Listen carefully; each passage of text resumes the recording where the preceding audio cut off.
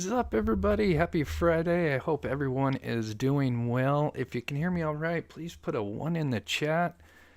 1 second, guys. Make sure settings all right. Perfect. All right. So, if you're new to the channel, welcome. I am Chris with Monsters Under Our Bed. We cover true crime, mystery to the missing. Today, we're going to be talking more about the DeOrr Kunz Jr. case. I found more footage because we have a lot of footage because we went out there in the middle of August, about 2 months ago. And I knew I had more footage, and I finally found it. And so I broke down basically nearly every direction that DeOrr could have went and actually have that footage of that direction, if that makes sense. So if he had wandered off in either direction, we have footage of that, and I play that. So I'm really excited. So you're getting like a virtual tour of where he could have wandered off if he did wander off. But we'll get to the theories towards the end. But also, while I'm showing the video, I got the mother talking about the scenario that I played, I think, on Wednesday, and while she's talking and describing the scene, I actually kind of played the video in the same order. And yeah, I did get some emails. I didn't get a chance to respond to everybody. So if you did email me, I promise I will get back to you either tonight, most likely tomorrow. So my apologies, but I will get back to you guys. So I've just been having some issues with Outlook. Sometimes Bing did an update and it just messed up my thing. But anyway, but before we get started, we always like to get back by featuring a missing person at the beginning of the show. This one, the reason why I'm doing this, we featured him a couple times and worked on his case as well. This is Aiden Cloon, 19 years old when he went missing. He went missing last year in April 27th, literally just before Dillon rounds. Not too far. They are not connected in any way. I can promise you that. There's a possibility he could still be alive, but he had pulled over on the side of the highway just inside of Wells, Nevada, and for some reason decided to get out of his truck, and they believe he might have wandered off into the mountain range nearby. They supposedly tracked him for quite a while, but then lost his tracks, and he has not been seen since. But there's a possibility his mother believes that he could still be alive, and I think it's definitely a possibility he was suffering some mental issues just before this disappearance. So a lot of stuff going on. Anyway, there was a recent update and some new footage that was released with this case. So we'll probably be doing a show about him and with the latest footage because it's body cam footage of him being where they pulled up to the scene. And anyway, we'll talk more about that in the next show. But anyway, if you have any information, you can call 775-777-7300. Once again, it's Aiden Cloon, 19 years old, 5'9", 120 pounds, and went missing in Wells, Nevada.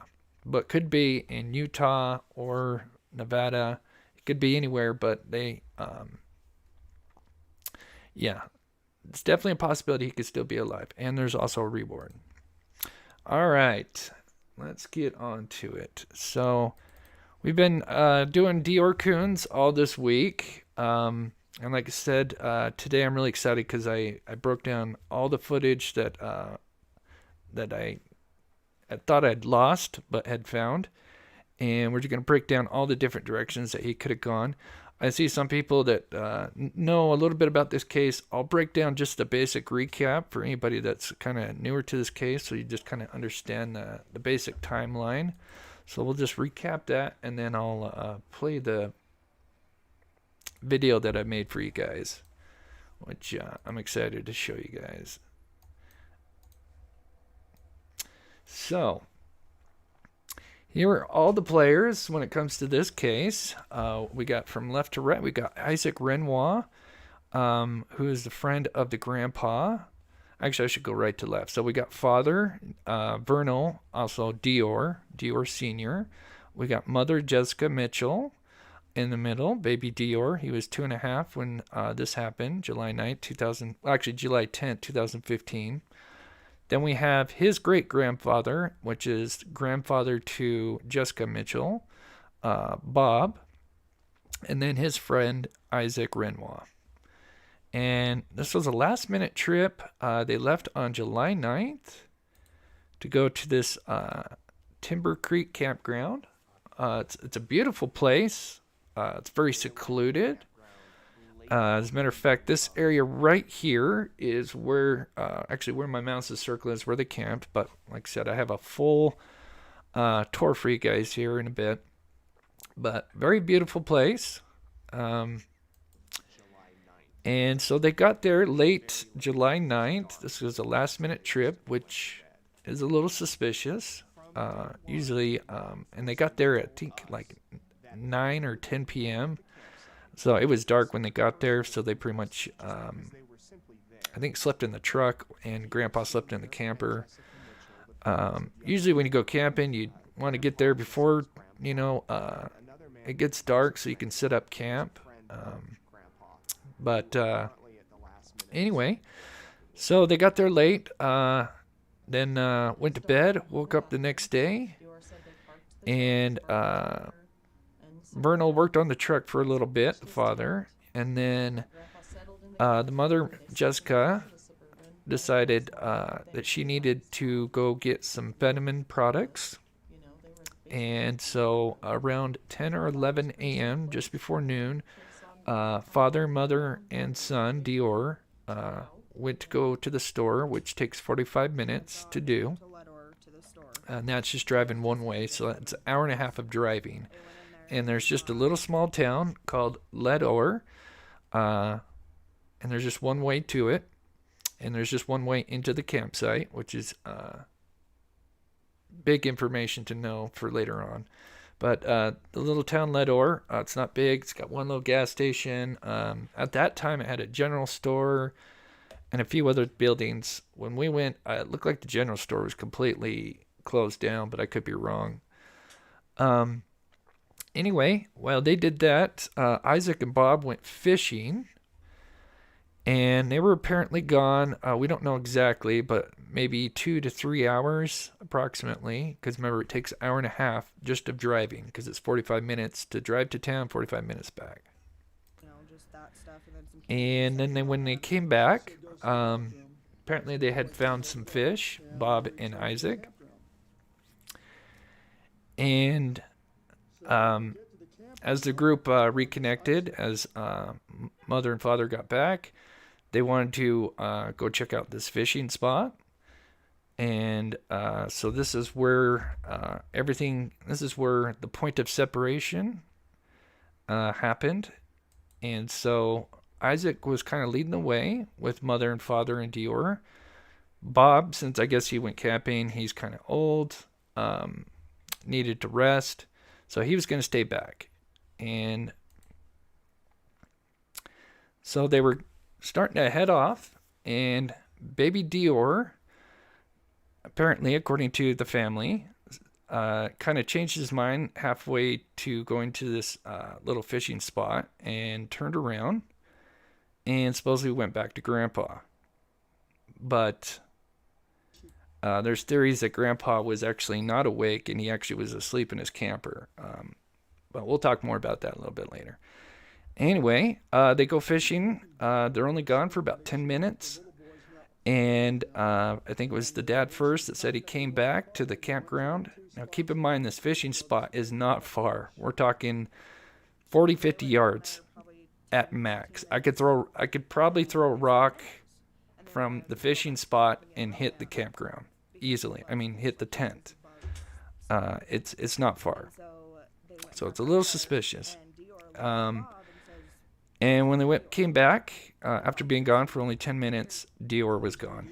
And so they searched for him for about half hour, couldn't find him.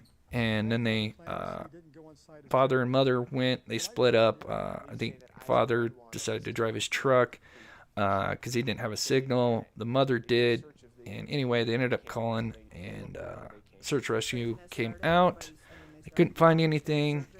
And ever since there, it's been 8 years since, and no major developments. They've had a couple. They had, I think, a few hits from cadaver dogs, but there was.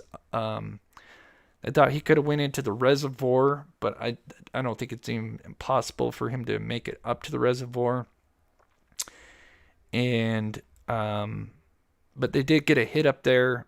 But then there was a person that came forward and just said, "Hey, we had disposed of some cremains, excuse me, of a family member, and so they believe that cadaver dog could have been hitting on those the cremation." So anyway, so that's just the basic story, and there was a bunch of PIs that joined this case and have different theories, but both of them did end up quitting. Well, first one, Frank Vilt, he was on for a bit. He was a marshal. He has a great background. He worked with them for a while and then ended up resigning because he felt like the parents weren't being truthful. And then we had Philip Klein, the second investigator, come on, and he did a bunch of interviews and came kind of to the same conclusion that the parents weren't being 100% truthful. So anyway, the last week we've been basically breaking down all the different scenarios. Wednesday I broke down the abduction theory. So if you didn't see that, you can, after this live, check that out. But I basically give the biggest arguments to why I don't think he was abducted, because at least if it wasn't an inside job, because you really don't, let me pull up this. You really don't have, you only have one way into this campsite, and although the other campgrounds are higher up, you only have like 1 or 2 vantage spots. And then if you were going to drive in to go steal this boy, you wouldn't be able to see him until you actually drove right up to the campground, because when you come back down, you're kind of driving up, so you would not know where this boy was at until you actually drove right up onto him. So I don't think it's possible. I think the possibility, there's always a possibility, but I think it's very, very low. All right, so what if he was to wander off? So they said they were gone for 10 minutes. So I'm going to go ahead and play the virtual tour, and I'll get to chat here. I see a lot of people in here, and I want to greet. So what I did is I broke down each direction he could have went, and then actually got the visual video for it, as you can see. So I'm just going to adjust this real quick, and I'll back it up. I also have Jessica talking. She's describing, this is an interview she did with Philip Klein, the second investigator.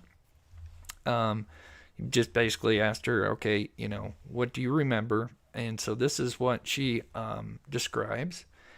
And here is the visual kind of matching up with what she's describing. My grandpa was okay with me leaving little man. I remember seeing my grandpa sit in his chair at the fire pit, little man standing in front of him, and my grandpa's got his bag of candy in his hand. And I remember asking my grandpa, "Are you sure you're okay with him?" And he said, "Yeah, he's fine. He wants candy." And I said okay, and I turned around and walked up with DeOrr and Isaac. Oh, was there something playing in the background? Could you guys hear me okay? How's the volume? I just want to make sure. Is everything good now? That's weird. The video shouldn't have been playing.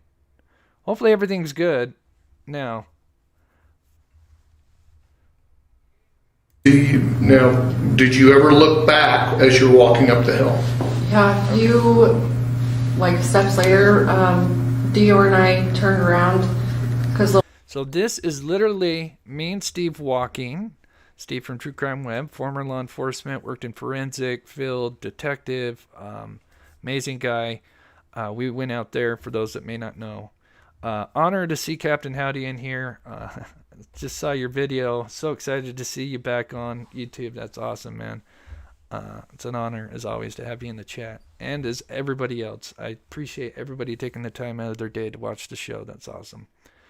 So as she's describing this, we are walking the same direction they are walking. As a matter of fact, this fishing spot, there's only two places it could be because it's not a big spot. So it's either, we think, just around this log right here or just before it. But I think me and Steve both agree it might be just on the other side of this log. Either way, it's right there. I mean, if we were to turn around, we're like 15 feet from maybe 20 feet from the campsite, like from the fire pit. Like, we were still in the campsite. Little man was following us. DeOrr asked him, do you want to go with us or do you want to stay with Grandpa Bob? And he said, no, yeah, and turned around and walked back towards my grandpa. How close to your grandpa did he get, do you know? The last time that I actually saw my son was, there's a picnic table and a rock right next to the picnic table that's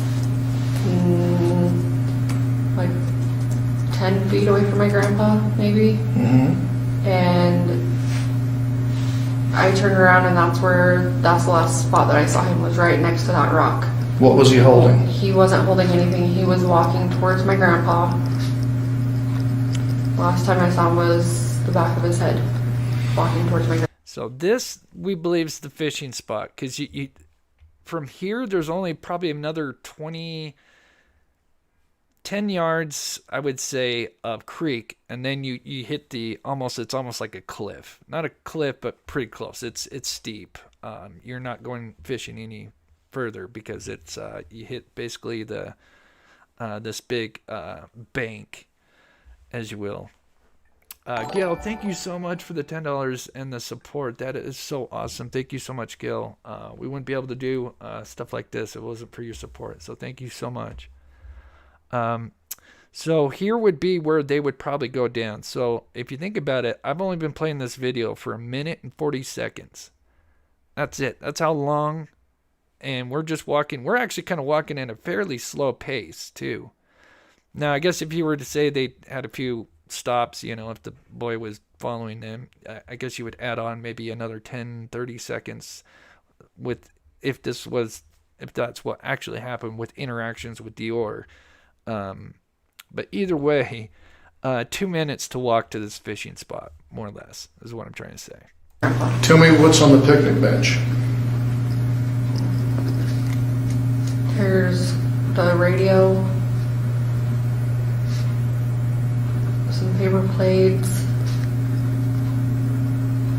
paper towels, and some chips. Do you remember where the baby blanket is? Suburban. Where's the sippy cup? Sitting on a log right next to the fire. Where's Mr. Monkey? The truck. What's your grandpa wear? His fisherman hat, gray sweats, his slip-on shoes, and his his button-down jacket. How far away is the baby from grandpa? 10 feet, maybe. So where we're at here, Okay. Sorry, let's back this up just a little bit. I'm just trying to. How far away? So we are pretty much at the end. I know it's kind of hard to see, and I'm sorry I had a little bit of Away is the baby from grandpa? 10 feet, maybe. But there is the campsite. I know that's trying to pause it, right? Yeah, it's going to be blurry. But anyway, the campsite's right here. We're talking as far as we go. And like I said, I'm sure we went past the fishing spot. Actually, I know because she talks about, we were we were fishing at the spot where it splits off into two creeks. And that is closer up. And so that's how I know another way that they were much closer. So we're at pretty much the far end, about the furthest you can go. And we're only it only took us, this many video's been playing for less than 3 minutes, and we're almost to the far end that you can go. So it's not that long. Just to kind of give you an idea. Okay. Tell me what happens next. After I turned around to make sure that little man hadn't changed his mind again, and I saw him by the rock walking back to my grandpa, I turned around and started walking with DeOrr and Isaac. We got up to the top part of the cul-de-sac area, and Isaac said, as he pointed to the creek, right here, right here, right here is where we fished and caught fish. And he turned around and walked towards the campground and left me and DeOrr standing there. I know I have one more video where I show, and I just cannot find it, but I actually show if I were to turn around, where I talk about, you know, the big bank. But like I said, we're at the edge now, and now we're going to kind of walk back. And this is just to give you an idea of what. Okay. Now tell me what you and DeOrr did. We looked at the creek, and where we were standing, the water was, I felt, too fast moving to actually fish right there. And the only part that it would be fast moving would be at the very, I don't agree with what she's saying, because the only part that's fast moving, it would be like way in the back where we're at almost. But the fishing spot that they talk about is further up, and it's pretty slow actually. So we walked along the creek to try to find a spot that was better to fish, or if we could even see fish. We walked along a log that went across the creek, and our dog was with us, and she tried to go across the creek, or across the log to DeOrr.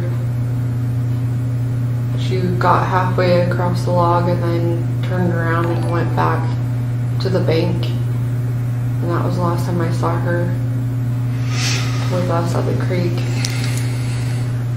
We came back from the log and got to the bank and walked alongside the creek.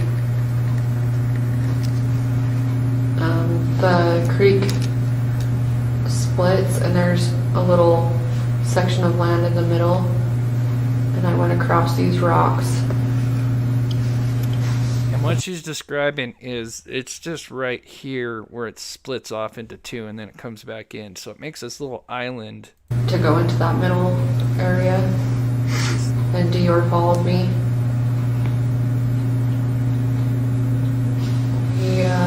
So even if she did go all the way back here, they still managed to walk literally almost back up to the camp. And they're only just, 20 yards. I had our backs towards the campground at that point, looking at the other side of the creek where it bead. And DeOrr noticed there was little minnows caught up in some of the weeds and stuff that was in the water. Right. Yeah, he's not He in made a that comment that little man would like to see.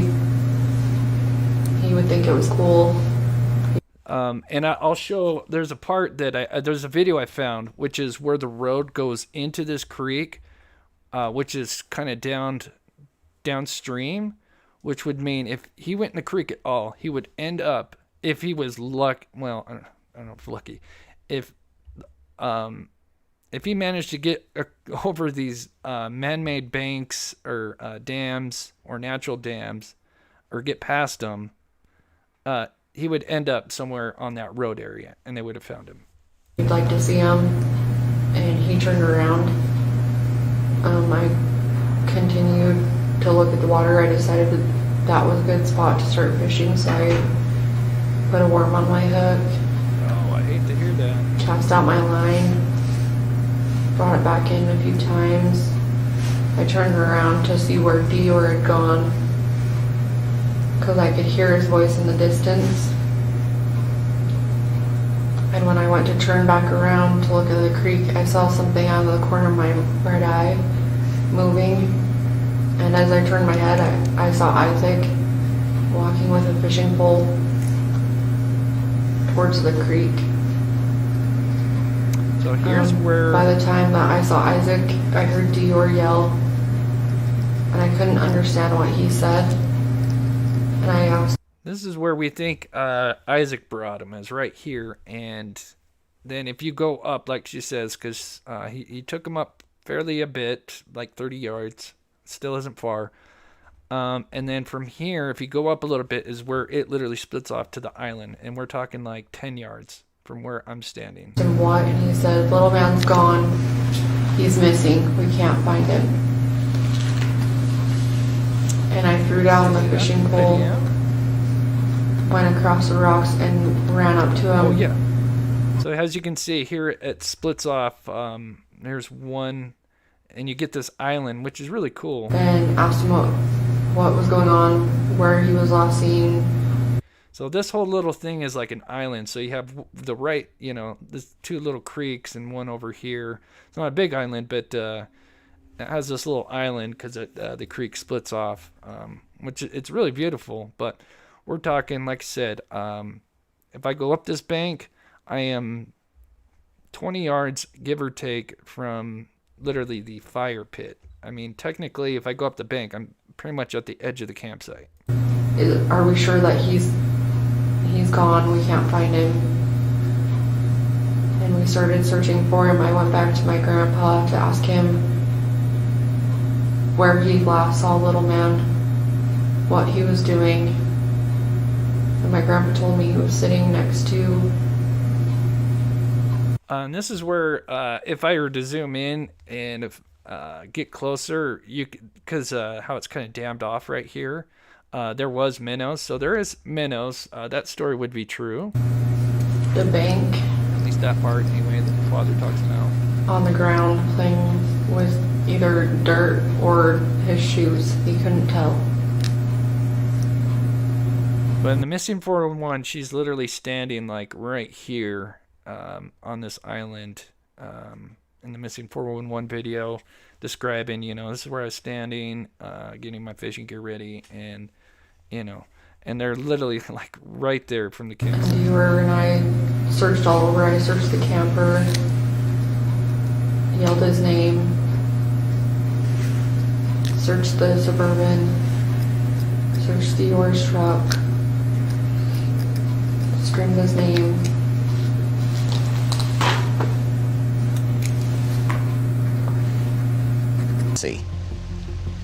Jessica stayed at the creek, and I walked up the bank and got back up on the bank and went towards camp, and I yelled to Bob, "Where's little DeOrr?" I could hear voices up in the camping area, and you can actually, where I'm standing right now, you can actually see the table, the picnic table that's in our campground. But I could hear DeOrr's voice. I just couldn't make out what he was saying. I hollered to him, "Where's my son?" And he says, "I don't know." And I said, "Bob, where's my son?" And he says, "He headed up that way towards you guys." I saw somebody walking in between these trees right here. So look, so here is, and that tree, this is the point of separation. This tree right here. So where these rocks are, there's the tree. This is where the point of separation happened. And as you can see, here's our tent. Here's our vehicle. This is probably from this rocks here. This is probably 15 yards. Give or take. And if I were to literally turn left and go down the bank, it would take me about 30 seconds to get to where she was talking about where they're at. Just to give you an idea that they are right there. They're right there. Even though, yes, he would be out of sight if all this was true. But then the big thing about this video is we're talking, he has 10 minutes to get away. And where could he have gone? And this is why I'm doing a whole tour of the area, and I'll give you like I said, this is just my opinion. Realized that it was Isaac with fishing stuff in his hand, and he was walking towards the creek. And then by that time, I had looked back at the creek for a split, like maybe 10 seconds. And by then I heard DeOrr yelling, and I turned around and looked straight across from me, and he was right there saying, little man's gone. He's not in the campground. We can't find him. We came up. So what I'm doing is I'm showing each direction he could have gone. So obviously I played that one because obviously it's highly unlikely it went the way they went because they described something different. So let's say now he goes more kind of towards the cul-de-sac of this campground.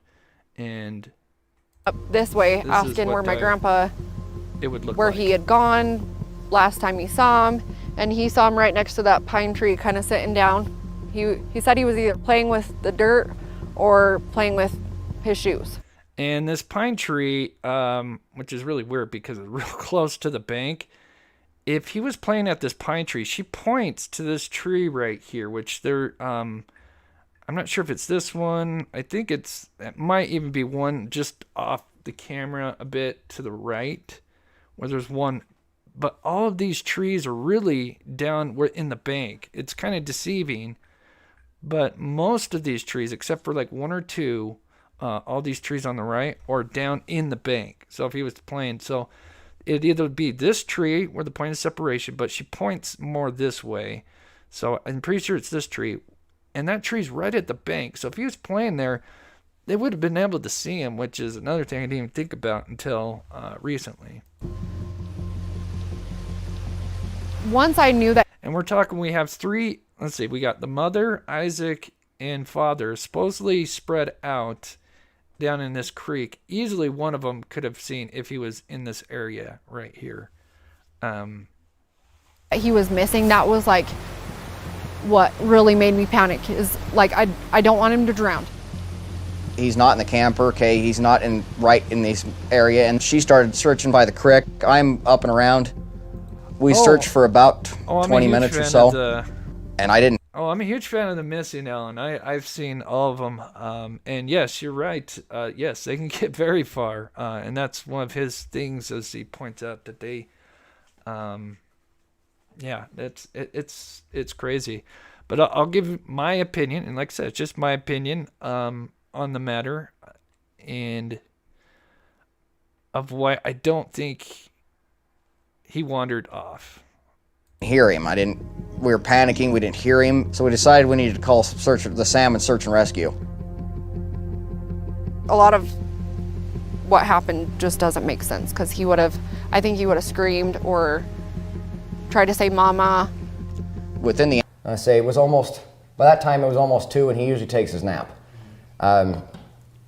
We were just, yeah, we decided we were going to go a little exploring. He was going to be good with Grandpa by the campfire. We weren't more than... So if he went back this way, so this is why it's important to actually go out there and see this, because it's, when we didn't know what we were walking into until you get out there, because it's so different from even just looking at what I've got here. You really have to go out there to really understand the dynamics of this environment and how much he is literally quarantined off to only certain areas this boy could go on, because we showed that if he would have went back towards the parents, obviously he would just ran into the parents. Now, if he went back into this cul-de-sac, which is the direction I just played, it literally goes to a sheer bank, almost cliff-like. So this whole cul-de-sac, even though here's the campsite, if he traveled anywhere in this area here, in this cul-de-sac, he's not getting very far. He's going to be... He couldn't even go up the hill very much. We couldn't even go up that bank. It's literally steep, very steep embankment. So this whole area right here where I have the aerials, until about here, it levels, it kind of levels off a little bit. It's still steep, but then it just means when you get up a little bit higher, then it goes back to its this steep embankment. So you really have this whole bottleneck, and I know I've mentioned this many times, but I'll get to how this is a double bottleneck, and if he's wandering off, he's not going to go far. Only 50 yards away in 10 minutes. Well, Now I'd say that's pretty accurate. Yeah, 10 minutes. So here is what it looks like back in that cul-de-sac. So this area is it's much steeper than it looks now. This is what the cul-de-sac looks like. But just beyond where I'm standing, it gets steeper. And this is already steep. Like, there's rocks everywhere. I mean, you can see how shaky my camera is, just because I am literally watching my step, because I'm walking. Like I said, the camera doesn't quite give it the proper justice when it comes to how steep it is, and it just only gets steeper from where I'm at. And so this whole back area, if he went into, he would just come tumbling back down. He wouldn't have gotten far. So if he'd wandered back here, he would have been just boxed in. They would have found him. So now let's say if he headed up to this area, which is kind of where I was just at, but more just due, what would that be? North, kind of east, I guess would be. So let's say if he headed east, kind of towards the road. So here's what that would look like.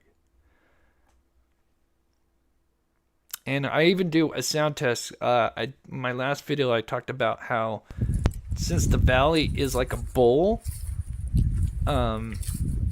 it echoes. So we do some sound tests. So here's Steve. I'm going to wander up the hill a little bit. So I apologize for the quality. So one of the things that we didn't know is how cold it would get overnight, and all of our equipment and batteries died in the night because of the extreme cold. So I ended up having to use my phone because that was the only thing charged, while everything else was waiting to be recharged up again. So I apologize for the shakiness because I didn't have my setup ready. You can see all the rocks everywhere from every different size. I mean, if you're not tripping on one thing, you're tripping on another. As you can see, here's where it gets super steep. So if he were to head due east, he could get a little bit far, but once he gets into the tree line, the embankment ramps right up. And in my opinion, a 2.5-year-old is going to become rolling down that hill.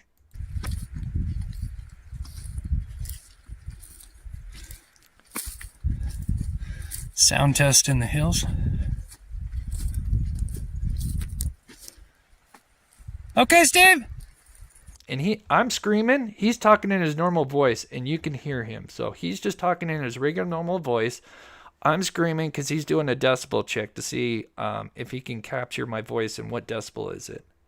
So if they were screaming for DeOrr, would DeOrr be able to hear it if he was, like a football field out or even more? Here's the results.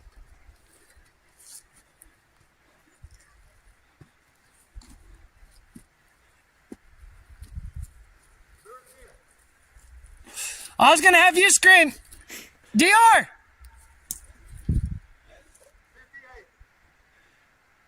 How about you go ahead and shout? I don't think he understood what I was saying. I wanted him to shout a couple times. I don't think he heard me though. Oh, I think he did. Okay. DeOrr!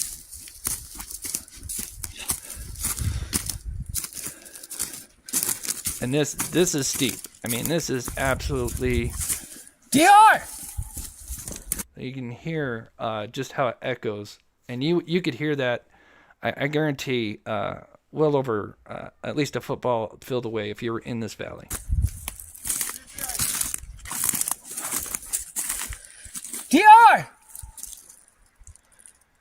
God, that echoes through the valley.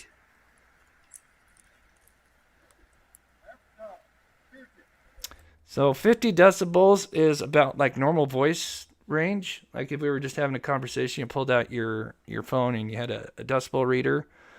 So he is actually picking up like a normal conversation level from my scream, and he is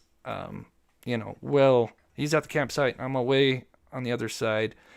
I would say maybe 60 yards, give or take, from Steve. DeOrr! Sorry if that's kind of... Wow. So if they were screaming and yelling, and he was in that valley and he's still alive, he would most likely hear him. in my opinion. DeOrr!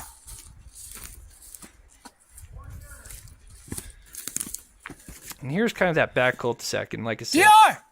it's steep.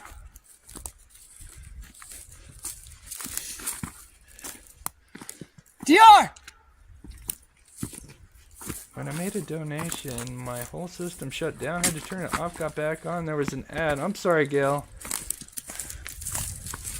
But thank you so much for the DeOrr! donation. So anyway, And she was fine. so that's what it would look like if he traveled this way. I was in this area here, and I even traveled back to the area that I didn't really show as much. Which is the back end of the bowl. And so anywhere in this area, you'd only get past these few trees, and then like I said, you've got this steep embankment, and once again, he's not getting very far, in my opinion. So moving on, now let's say if he's heading out, we've got two directions now. One is the road, and then one is the shrubs. Which you could play either side of the road with the shrub. So we'll just do one shrub. But here's the road, what it'd look like. And here's some footage. And also I've got playing Frank Vilt, the first investigator, and his theory, which I think his theory, out of all the theories, you really got, the four kind of big ones, was... did he wander off, or did an animal take him, which is kind of the main focus of today's video. We're going to kind of wrap everything up, but that's the main focus of today's video, and I'll give my argument in the end. We talked about the, let's say an intruder came in and stole him. We did that Wednesday.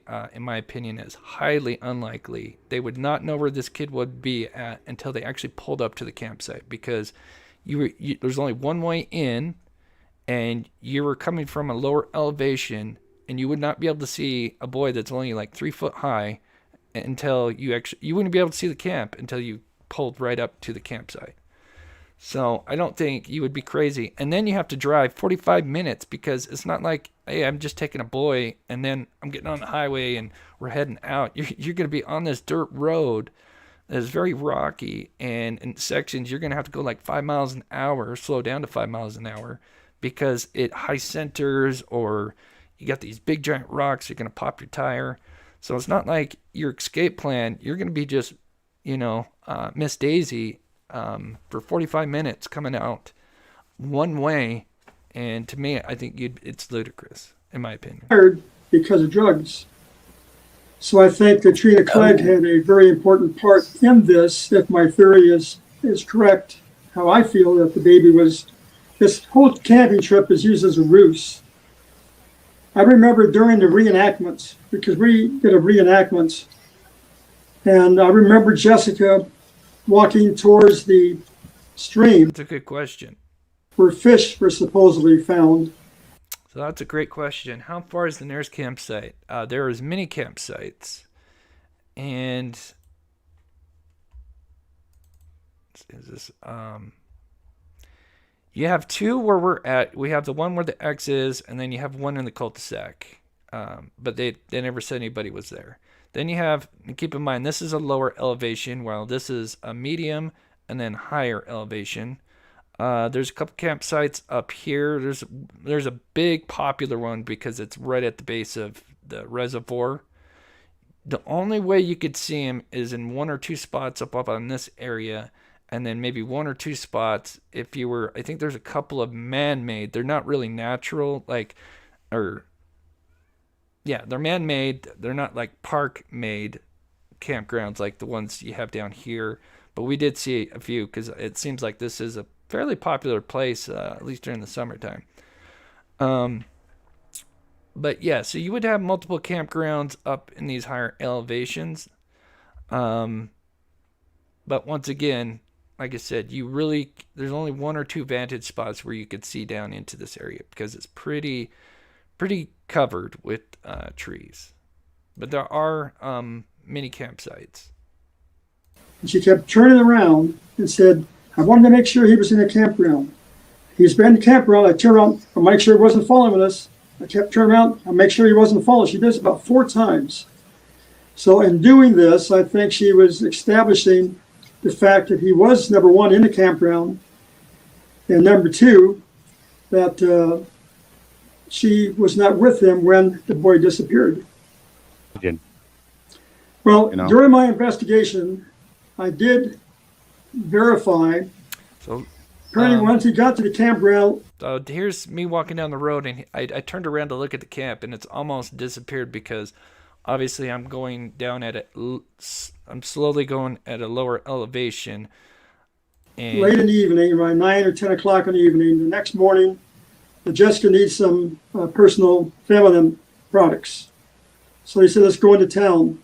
So they went into town to get that. And I did talk to the person who served the little boy. They call them JoJo's. They were ring French fries, curly ring French fries. Yeah, I want to try to find some really some information on that, Anna, because that's the only thing that's really an argument to say that he's there. But there's no way he got to the creek by himself. That me and Steve both agreed. There's no way on this planet he got to the creek by himself. There's just no way. There's no way. Because the way you'd have to go, there's just no way. It's we didn't understand, because when you look at the picture, the reservoir starts right here. Oh, let me back it up. So here's the reservoir. It almost looks flat. When we looked at it, we knew that this was kind of higher up a little bit, but we didn't realize we're talking this from right here to here. It's 100-foot difference, easy. So just to give you an idea of the elevation difference. Now, could he have been taken up there and dumped? It's possible, although we don't think he's in there. But it's possible. I talked to her. But he I didn't don't have her name in front of me at this time, but I did remember her saying, yes, I served him. The little boy sat right there and pointed to where the little boy was sitting. And they called him JoJo's. The little boy did have this order of JoJo's. See how quickly the So I campsite verified disappears? that morning that the boy was there in the store. So But you I were- was asked. But I definitely, when I talked to the waitress or the store owner, I said, it is very important. Was he there? Or could have been something else, another little boy. But that little boy was there and identified the picture. So I believe it was a truthful answer. I don't know that she didn't obtain the feminine products or the tampons. I don't know that. I do know that, and I don't believe they were in town for 4 hours. Right. My investigation is closed. They were in town probably for about 45 minutes. And then they was trying to get some fuel too for the trip was to go to town to, she said she needed feminine products, whether she did or did not. I don't know that. We did it self. Well, I believe this was used to get into town so the person who was going to pick the child up could follow them back to the campground. Okay, so this is some new footage I found, which I'm really excited to show you guys. This is where, if you were to go down the road a little bit, did I close it? If you were to go down the road, so let's just say he wandered and took the road, and I'm walking right here, and this is where you'd go in, and here is the where the creek, where I told you if he went in the creek anywhere in here and managed to get over all the man-made dams, he would end up at this area right here. He wouldn't go any further because it's where the road goes into it, and it's at the shallowest. And that's where I'm going to go right here. But yeah, at the time, this is Frank, the first PI, talking about his theory that he believes this whole trip was a ruse. That's why it was last minute, and that does add up with a lot of things. A lot of people question whether he was even there. I do think he was there, and I'm going to play some evidence here in a bit on my argument why I think he's there. And then obviously he did talk to one witness that said that they saw him and served the parents and the boy. Even though when the second PI comes around and interviews their buddy, they don't remember seeing the boy. So you kind of have a conflict between, I don't know if you want to say PIs, or maybe the witness just forgot over time, or could be a different witness. Who knows? Anyway, he believes this trip was set up because really it was more on the mother. She didn't want the boy, and she gave him up, either adoption, some kind of behind the scenes adoption type deal, which I think, in my opinion, is more plausible out of all the theories that could have happened, in my opinion, after being out there. And this is just my opinion. This doesn't relate to Steve. I believe out of all the theories, I think that is the most likely, in my opinion. Which I think would be, especially if it was a good family. That's why I have his age progressed photo up there, and I think we should keep his photo and tweet that out, because it would be awesome to find out if he was actually alive and well. And the person was supposed to go to the campground was so remote, it would be kind of hard to find. So they wanted to make sure, well, we'll go into town, just follow us back, and then when you have a chance, just grab the kid. Somebody. Let's just go back to the beginning when they picked you up. Okay, so this is the evidence that you could kind of say that I believe he was there. This is Isaac's interview while we watched the video of me going down the road to the creek. Baby Kisses, thank you so much for the $4 super sticker. You are so awesome. That really helps this channel. I can't do this without your guys' support, so thank you so much. Dumb question. There's no dumb questions. Is there evidence that he was actually at the campsite at all? And I just... so this is... And that is a great question. It's a question that a lot of people have. So I really, it would come down to that interview with the PI. And this is... that's a perfect time to ask this question, because what I'm going to play next is the interview with Isaac while we watch the video. And he has a couple of memories of... DeOrr, and let me know in the chat if you think, to me, these sound like actual memories. You ride in the car? Was there one car? How many cars were there? The cars there. So he was asked the question, because he knew he was going to go camping, but he knew he was going camping with Bob, but he didn't know that his granddaughter and her husband, DeOrr, were coming. He didn't know about the other group. So he's talking about how and they picked him up last. So everybody's together except for Isaac and Bob, and then he's driving in one truck, and then Mom, Dad, and son are in another truck, and they're coming to pick up Isaac. And this is what his answer is. It's two trucks. Okay, and so who did you ride with? Bob. Okay, so that's Jessica's grandpa. Right. Did Jessica and DeOrr, did they come to your house here? Bob showed up first, and then they showed up, and they were outside. And that was the first time you've ever seen Jessica or DeOrr? That is correct. What was your first impression of them? That they're just, an average family. I didn't really know much about them. I trusted Bob, though, because, Bob had been my friend for over 5 years, and so... And did they have anyone in the back seat with them or anything?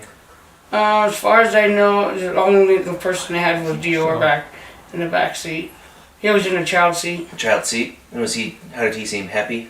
Yeah, he seemed just like a normal, happy, outgoing kid, You ride with Bob to the campsite, which is about, 2.5 hours from here?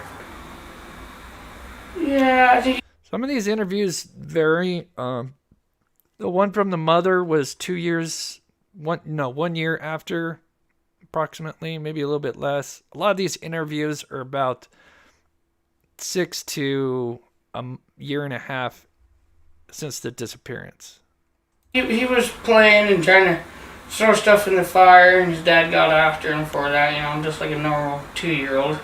And that sounds about right, because I know that's what I did as a kid, because I went camping a lot. My parents took me camping, and I know my parents got after me because I would throw stuff in the campfire, because I would see them putting logs and whatever, and of course, kids being kids, they're going to repeat what they're seeing, and of course, and it's fire. And anyway, yeah, I know that I did that as a bunch when I went camping. So to me, that seems like that memory seems true to me. And then him talking about when he got picked up, remember seeing the group, he talks about not only seeing DeOrr, but a baby seat, which, and like I said, he's the only one that we know that his polygraph has passed, while the other two have failed miserably that we know of. After breakfast, did you go? So here's me walking all the way to where the gate is, and this is very important. And notice this wall right here. Let me back it up just a little bit. Notice how steep. And there's the road that goes up that'll take you up to the higher campground, which this is the only. Well, actually, no, there's two roads, but this is the road 3, which would take you up to the higher where the reservoir's at.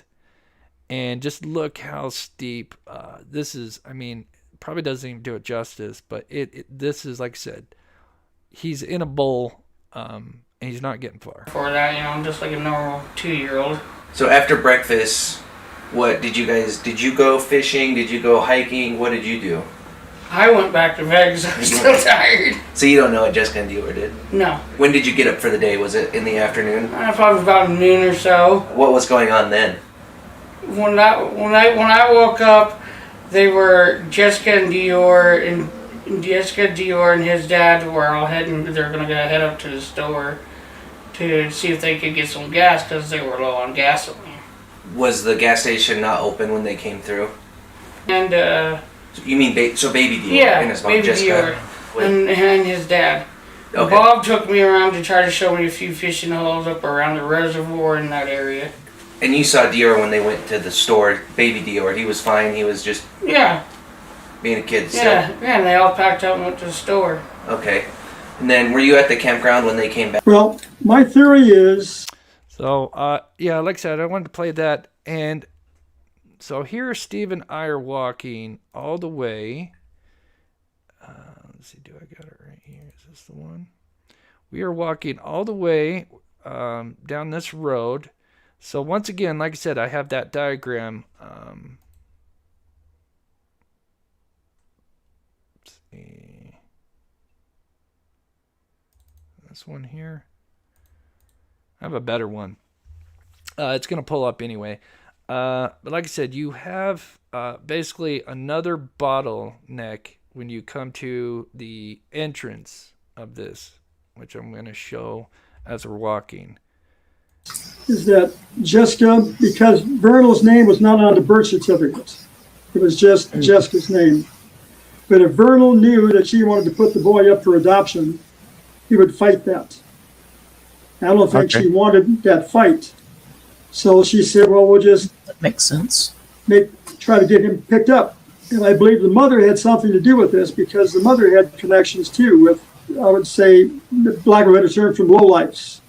Right. That are into doing things that are devious. Mm-hmm. So I think it was the trip into town. The boy was seen. They go back to the campground. She made sure that he was at the campground. He's at the campground. He's at the campground. And the person followed him in. And you only drive about 2 miles an hour. Yeah, and literally, that's so true. And that's a huge point for anybody that thinks he was abducted on the outside, not an inside job, an outside job. You'd be crazy because you would have no idea what you would have no idea. You would have to know, you would have to be a psychic to know that he's missing for this 10-minute gap, this little 10-minute gap. That's it. You got 10 minutes to snag this boy. That's it. And you're coming from a lower elevation. Even if you came from the higher elevation, we talked about this in the last live. You would, even if you had a vantage point, you still would have to drive around and come back from those two entrances, which would take at the very least 10 minutes, where you're going to lose sight of the boy, and you're not going to know where he's at until you literally drive up onto him. So it'd be nuts. And then you'd have to go, there's only one way in, one way out. So then you're going to be taking a long 45-minute drive. It'd just be outrageous. It's a very rocky road, not even a gravel road. And I demonstrated that. And so I think that's exactly what happened. Ah. So once they reported the boy missing, they had to follow through with the searches, looking for him, because they were fearful that if they found out they told a lie, they could be in trouble. So I think this part is very interesting. Sorry, I'm gonna have to pause Frank for a minute, but this is the video. These are the two videos that I haven't shown you guys, and these are huge, just continue this. in my There's opinion. a lot of things go into that. I mean, the cadaver dogs could not find anything. Well, Okay, so what we got right here is kind of like the entrance to Timber Creek Campground right here. We've been walking. God, I can't remember. I know we timed it, and I don't have my notes with me, but we timed it, and it probably took us about 15 minutes to walk from camp to here, approximately. This is huge. On either side of this gate is a barbed wire fence on both sides. So you now have a barrier, another barrier, a fence barrier, that if he goes towards the entrance exit, one, you've got this grate that we didn't even dare to walk across because you will trip and break your ankle and not fall in, but it's very, searching could not find it. we didn't even want to walk across it. These beams, and there's like a 3-foot drop. So there's no way this boy crossed this thing by himself without falling into it. Anything. Took the truck in to the sheriff's office and And on either side, you've got a barbed wire fence. the back garage, and they were searching it. 'Cause I was talking to Vernal at the time while the FBI was I'm going gonna through the process. turn Frank down here for a minute. So as you can see, here's the barbed wire fence. It's full barbed wire fence. And it's on both sides, which I filmed more of the one side. I wish I would film more of the other side, but we do get to see the other side. Now, this time the gate was open, but I got some footage and saw that the gate was closed. That would be the only way to get through this area, a 2-year-old, if this was open. But I have a photo that shows that this... Now, it could have been opened and they closed it after. But according to the pictures I found, it was closed. And as you can see, here's the other side. And so you've got a fence line now on both sides. Another barrier to block this kid in. That he can only go so far. Oops. Let me get to chat here for a minute. Mincy, good to see you. Hope you're doing well. Thank you so much for the $3 super sticker. You are so sweet. Marty sure walks a lot better. You're not running him down with your vehicle. Marty sure walks a lot better when you're not trying to run him down with your vehicle. Yeah. No, I like to jump things with my vehicle. That's what I like to do. Justice for BB DeOrr. Love the name. Let's bring this baby home. Yeah. Totally agree. And thank you so much for taking the time to watch the show and support the channel. That is so awesome. Thank you so much. And I think there's a good possibility that he could still be alive. I like that theory out of all the others because alive's better than being dead. And if it's with a good family, then yes, would be the best outcome. So I got some more footage, and then I'm going to show you the diagram and why I think, in my opinion, here it is. So here is your barriers. And then I've still got one more, which I talk about the creek. So if DeOrr goes anywhere this way, you've got the creek that he'll go into and fall in, and it's going to get washed up into one of the man-made banks, or excuse me, man-made dams. And on the bottom side, so this would be kind of, we'll just say, because we're looking this way, the north, you've got the river. West, you've got the pocket that you're not going far, because you've got the steep incline. South, once again, for the most part, you've got the steep incline that runs along this area that I have. This is fairly accurate to where just the elevation goes too steep. There's no way 2.5-year-olds traversing up this. Then you've got another bottleneck where you've got the entrance and you've got a fence that runs out. I don't know how far it runs out, but I know it crosses the creek. So you got another border on this side, and on the same way with the south, you've got a fence, which we were just looking at, that comes off. So you've literally got this boy boxed in. Now, he ain't getting far. So either he's going in the creek and getting caught up on something, or if he's going up in this area, he's going to come tumbling back down, probably crying. You probably hear him, I don't know, just throwing out theories, what could have happened. To me, they don't line up. And here's the last final thing.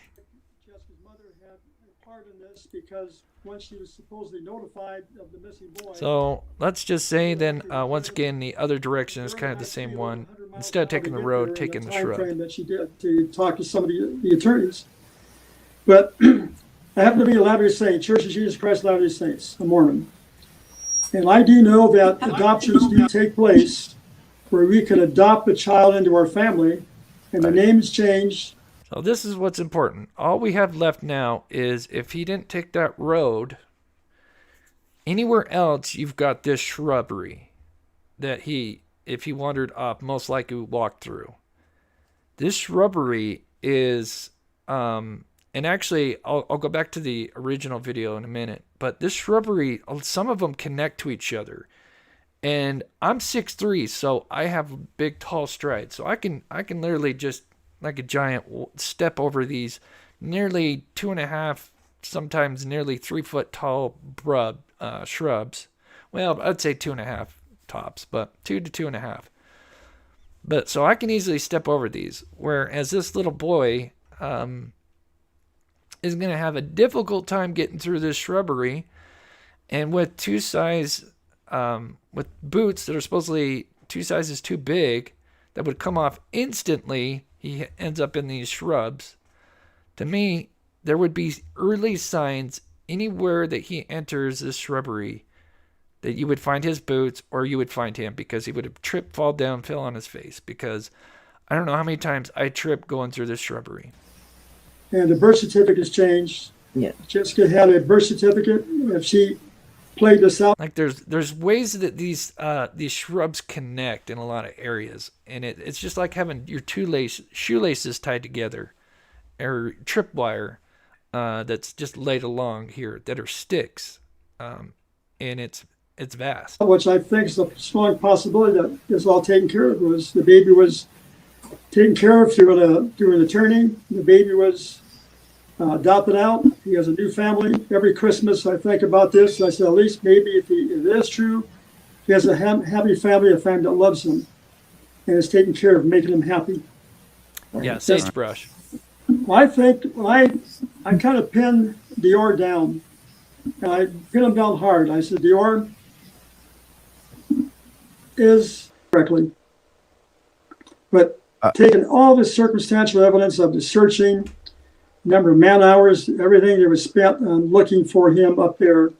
I don't think he's up there with the battery staying lit during that, but we did reenact them walking down to the stream, and then I took the little girl was Vernal's niece. It gets a little bit higher, and actually 2 feet on average. Walked off with her, so I showed how.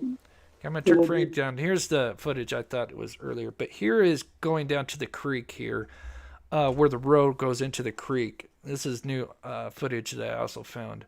I hadn't showed you guys.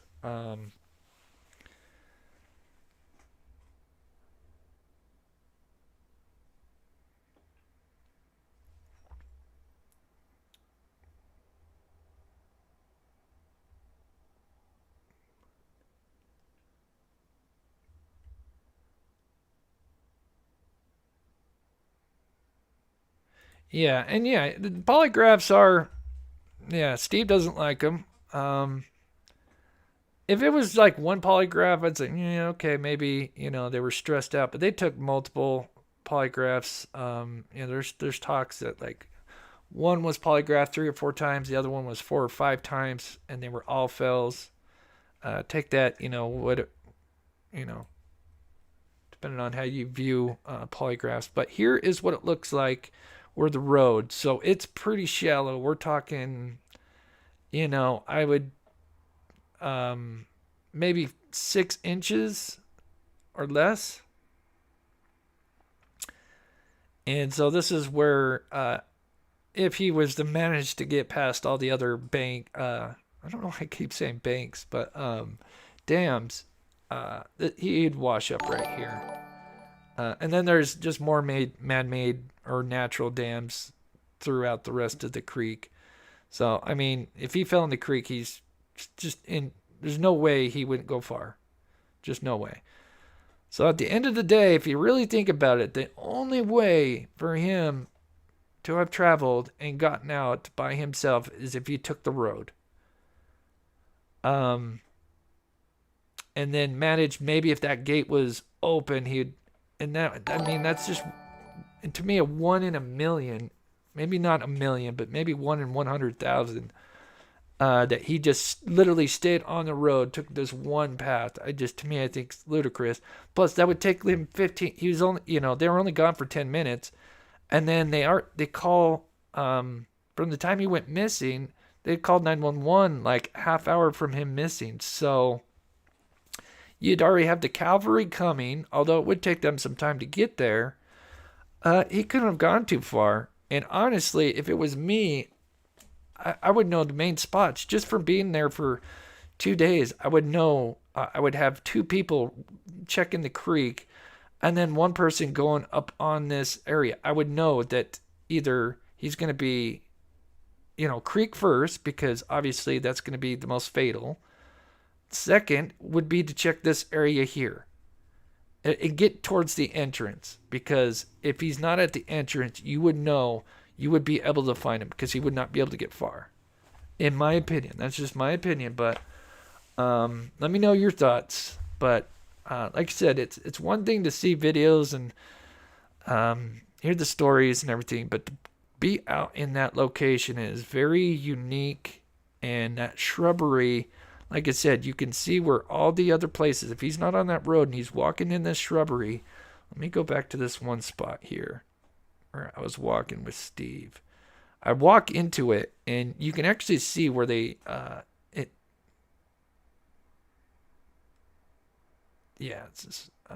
video right here. There's areas of the sagebrush that connect to each other. Pick the child up, could follow them back Anybody to the that's campground. no sagebrush, it's thick, it's dense, and you get tripped up on it. Is it back here?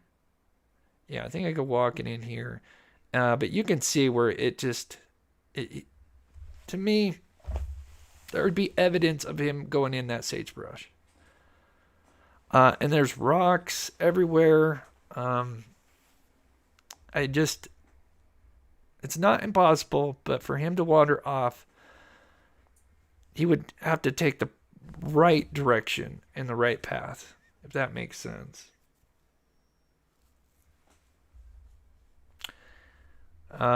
Teresa says, thank you for weighing in, Chris. I feel better about this case now.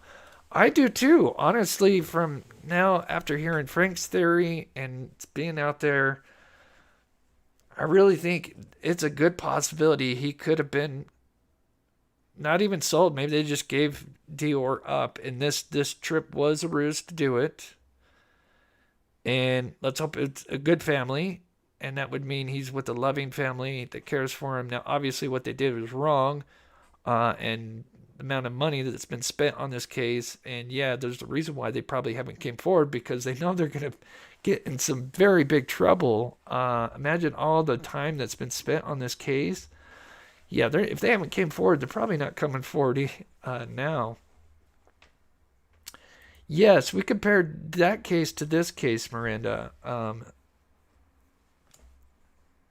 Because, yeah, the boy was kind of the same age, but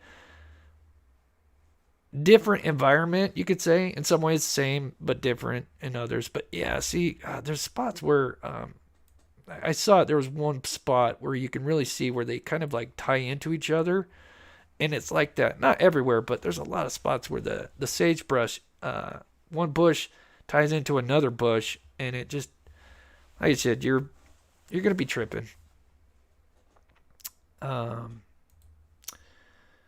So let me get to chat, and then let's see. I think there's one more thing. Oh, I know. Chris, you gotta listen to the parents and Isaac in their own words. Bernal was with DeOrr the last 20 minutes, not Grandpa.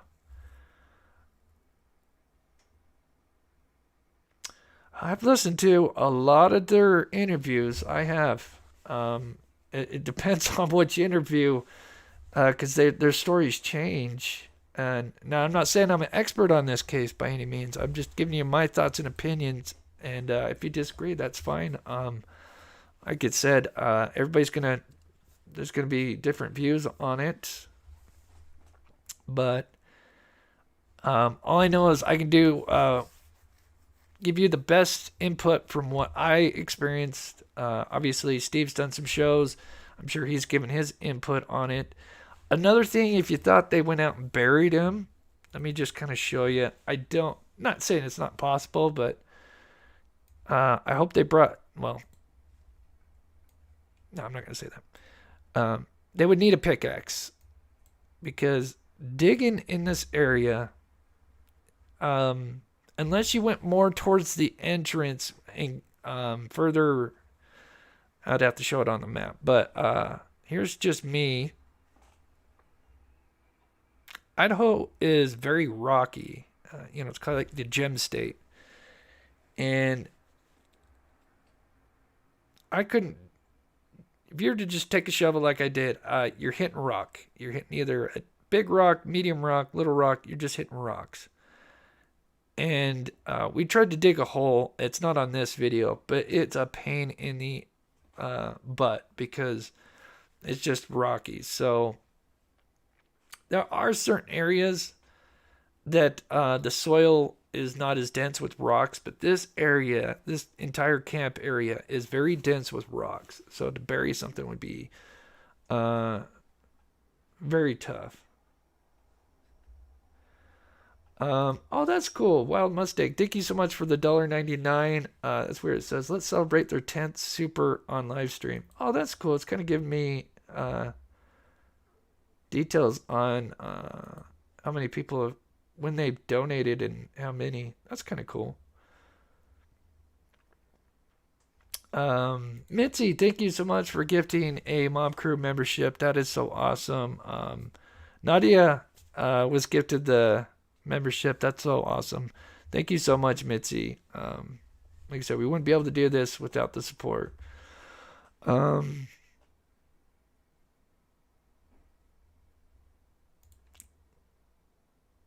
Thank you, Sonia. Yeah, we have a great community.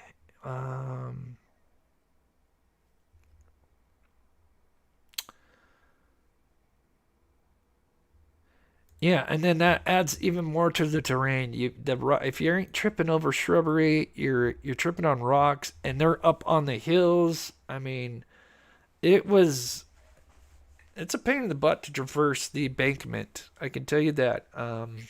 It was very tough.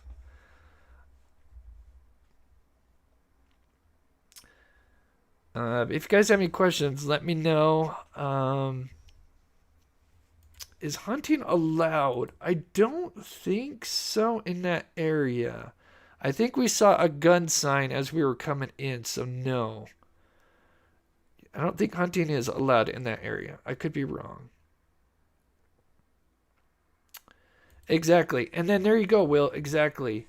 If he was to take that road, the 1 in 100,000 chance, in my opinion, if they were to take that road, or if DeOrr did, excuse me. Yes, they, that's the one thing I wanted to mention. I'm so glad you mentioned that, Will. Thank you so much. If that 1 in a small chance that he just took this road, yes, eventually the parents would be on this road The father drove, we're not sure how far, but he drove out so he could get a signal on his phone. So yes, he would run into DeOrr. Because, he was only missing for 10 minutes, and then they called a half an hour from that missing. So it's 40 minutes.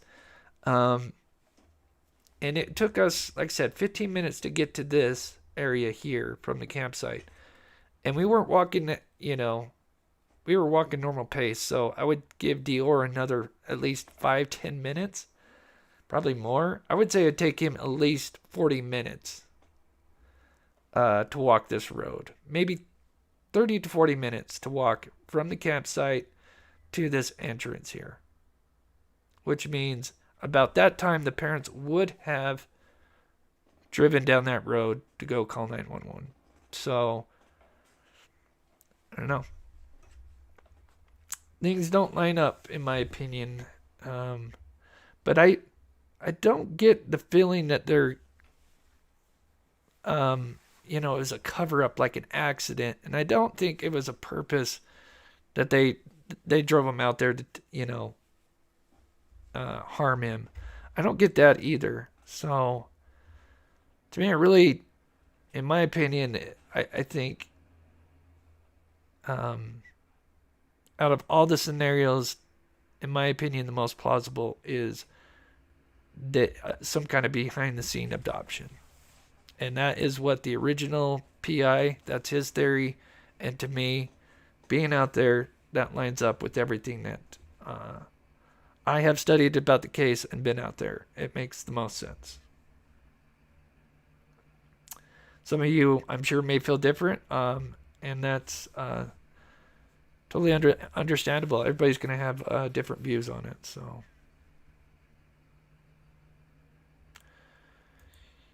Yeah, I wish we could have. It'd be interesting to do a test, to have like a 2-year-old walk and see, because I know, as I forget who mentioned it earlier in the chat. Oh, I think it was Alan. Yes, kids can get very far, and yeah, some of the missing 411 stories have talked about, that they got like miles and miles away, much further than they would ever think that a child could get. So I know those stories exist. But there's too many obstacles in this scenario. I think that's the best way to put it. There's too many obstacles for them not to find clothing, some kind of trace of the boy wandering.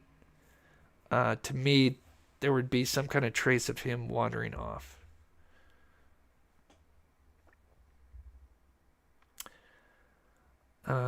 Let's see. Also, but we got another big update on another case, which is another case that I've covered, which was the Aiden Cloon thing. I want to play something because I talked about releasing something, but I had to hold off. And that involves Aiden Cloon. It's another case that I worked on. Sorry, I need a sip here.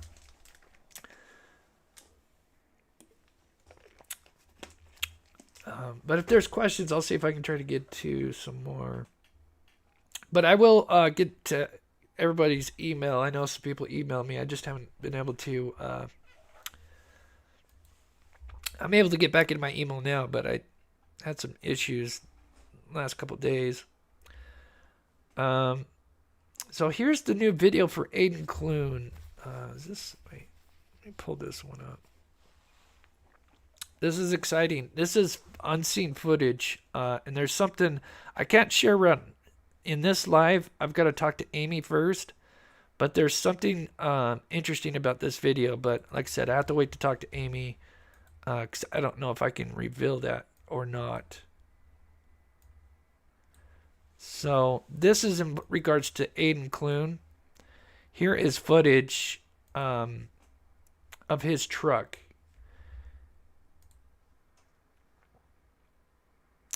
As I said, this was April 27th.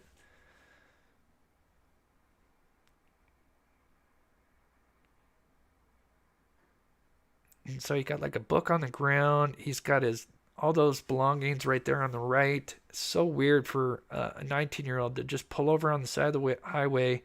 It's got a lot of his stuff in the truck and then wander off into this mountain range. Very strange. A mental breakdown. He was having some kind of primary psychosis. And so that's Amy, his mother, who we've had on the show many times. Wonderful lady. We went looking for him this year as well, and we'll set up another thing next year. But yeah, we'll probably be doing a story on him because this footage we're going to be, like I said, I got to talk to Amy first, but there's some interesting things with this footage. His truck was found abandoned by the... So anyway, that's maybe our next, or one of the upcoming shows that we do. Anywho, let me double check here. If you can, you hadn't already, please hit that like button. Oh, I missed Peggy. I'm so sorry. I missed yours earlier. I'm a little late, but hello from Colorado. Thank you so much for the $10. I'm so sorry I missed that earlier. Thank you. Okay, I think I got everybody's. But yeah, as far as the DeOrr case, the best thing is, like I said, we have his age progressed photo right there. Gotta use that finger. And, I think it's a good possibility he could still be alive. Looks like a handsome kid. And I think it'd be great to keep his age progressed photo out there because maybe one day, at least if that theory holds water, he could be out there. And it would be nice to know and get an answer. So, would love to see Aiden's mom give another interview. Yeah, I don't know if we'll have her on the show. I mean, I just talked to her just for a minute, just texting her. I know if I ever asked anything, she would definitely come on, probably. Anything on Dylan Rounds? Nothing really. I'll keep my eye out. Obviously, we pretty much know who, what, why, but we don't know where. Where Dylan is at, but we pretty much know everything else. Who did it, why, or kind of why, and who, which is James Brenner, but we don't know where. They have some ideas. If there is a big update, I will definitely, of course, do something, on that story.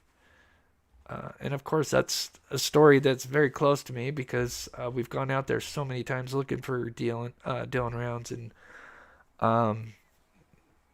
spent a lot of time and money, lost a car in the process, going out there.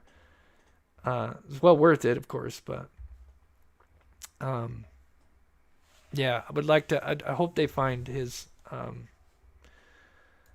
body and they get the closure they need.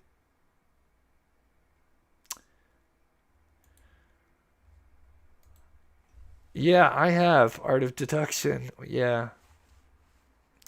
Many of these cases, we've invested a lot of time, money. Yeah.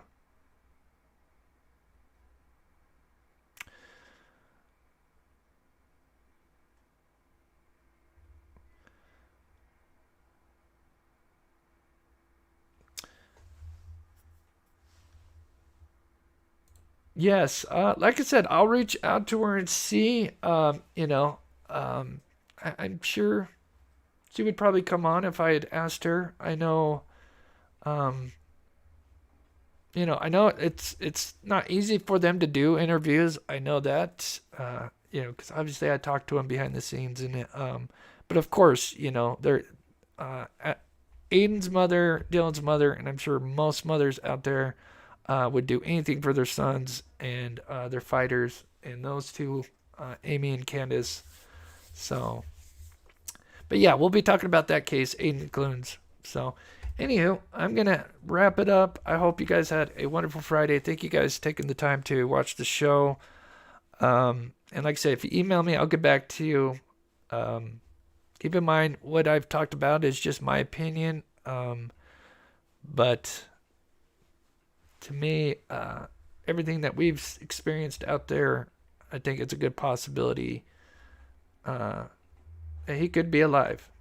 So with that, we'll be probably maybe live Saturday or Sunday. We'll probably do a members live. I try to do that every other week. Of course, I want to thank my wonderful mods, Copper Horse, Jennifer, D, Karen, and I think I saw Michaela in here. Thank you guys. We have wonderful mods, and we are going to do something. I'm not sure if it's this month or next month, but we're going to do something for the mods, so we'll have a special show for them coming up. So with that, thank you guys, and we'll get the pen outro going.